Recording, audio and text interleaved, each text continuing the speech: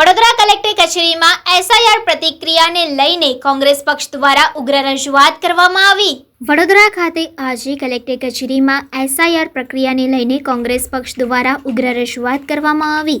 કોંગ્રેસના પ્રતિનિધિઓએ કલેક્ટર તથા ચૂંટણી અધિકારીને મળીને બીજેપી દ્વારા મતદારો સામે વાંધા ઉઠાવવા માટે ફોર્મ નંબર 7ના દુરુપયોગનો ગંભીર આક્ષેપ કર્યો છે। કોંગ્રેસનો આરોપ છે કે ભારતીય જનતા પાર્ટી દ્વારા ચોક્કસ મતદારોને ટાર્ગેટ કરીને તેમના નામ મતદાર યાદીમાંથી કાઢવાના પ્રયાસો કરવામાં આવી રહ્યા છે। આ બાબતે કોંગ્રેસ પક્ષે ફોર્મ નંબર 7ની સંપૂર્ણ વિગતો માંગવાની સાથે જવાબદાર સામે કડક કાયદાકીય કાર્યવાહી કરવાની માંગ કરી છે।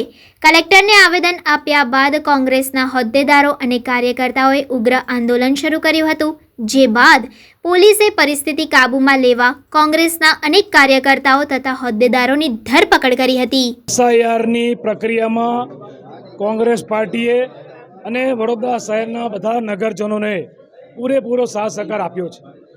19 ડિસેમ્બરે જ્યારે ડ્રાફ્ટ મતદારથી જાહેર થઈ ત્યારબાદ 18 જાન્યુઆરી સુધી જેને પણ વાંધા આપવા હોય એ ફોર્મ 7 ભરીને વાંધા આપી શકે છે, પરંતુ સત્તામાં બેઠેલા લોકોને ખુરશી જવાનો ભય છે। વડોદરા શહેર જિલ્લાની વાત હોય, ગુજરાતની વાત હોય, ભાજપનો બધી જગ્યાએ વિરોધ છે। એવા સંજોગોમાં અત્યારે ફોર્મ 7નો દુરુપયોગ થઈ રહ્યો છે, એટલે કે ફોર્મ 7ના નામે ફ્રોડ થઈ રહ્યું છે।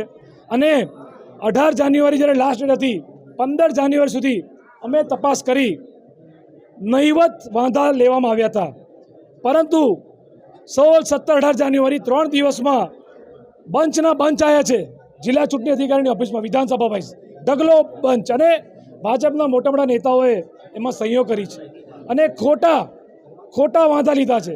એમાં અમે માંગણી કરી છે કે જેને ખોટા વાંધા લીધા હોય એને જેલના સળિયા પાછળ કરો, એની સામે કેસ દાખલ કરો।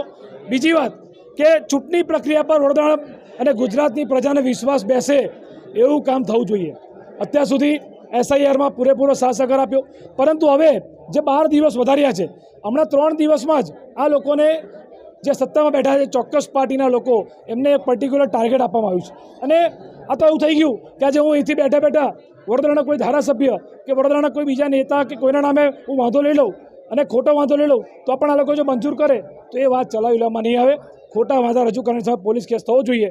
વાત એવી છે કે સત્તામાં ભાજપ છે, તે છતાં એ લોકોએ ઇલેક્શન કમિશન સામે વાંધા લીધા। એનો મતલબ કે અમારા નેતા રાહુલ ગાંધીએ આખા દેશમાં જે વાત કરી છે કે વોટ ચોરી થઈ રહી છે, એ સાબિત થઈ રહ્યું છે, કારણ કે સત્તામાં બેઠેલી પાર્ટી અત્યારે વાંધા લઈ રહી છે અને સેમ ફોર્મેટમાં ગાંધીનગરના એમના કાર્યાલયથી સેમ ફોર્મેટમાં ટાઈપ કરેલું આવ્યું છે, જેના પુરાવા અમારી પાસે છે। અમે કલેક્ટર સાહેબને બતાવ્યા છે। જો અમારી જે માંગણી છે એને ધ્યાનમાં રાખીને અને વડોદરા શહેરના નગરજનોના કોઈ પણ સાચો મતદારનું નામ ડિલીટ થયું, કોંગ્રેસ પાર્ટી આંદોલન કરશે।